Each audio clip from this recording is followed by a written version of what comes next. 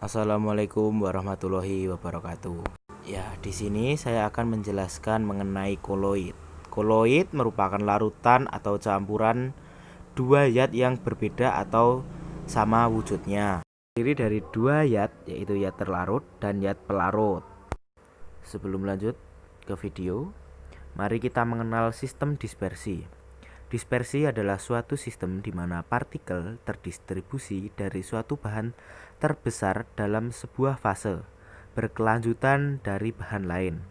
Dua fase tersebut mungkin berada dalam fase materi yang sama atau fase materi yang berbeda. Di sini adalah contoh dari sistem dispersi. Dibagi menjadi tiga, itu suspensi. Contohnya air dicampur dengan pasir. Kemudian koloid, air dicampur dengan susu. Kemudian larutan, itu gula dicampur dengan air. Nah, koloid itu dia itu tidak mengendap dan juga larutannya keruh. Nah, secara makro, koloid itu tampak larut dengan air. Namun secara mikro, koloid itu partikelnya tersebar-sebar dan tidak tercampur.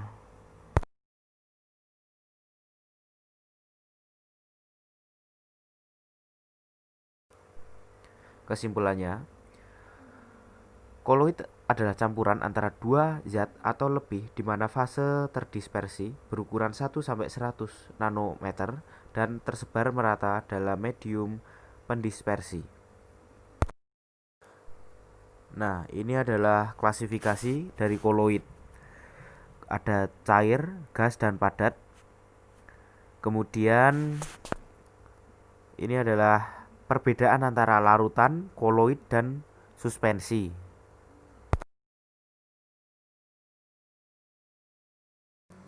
Nah, sekarang memasuki sifat-sifat dari koloid. Nah, yang pertama adalah efek Tyndall.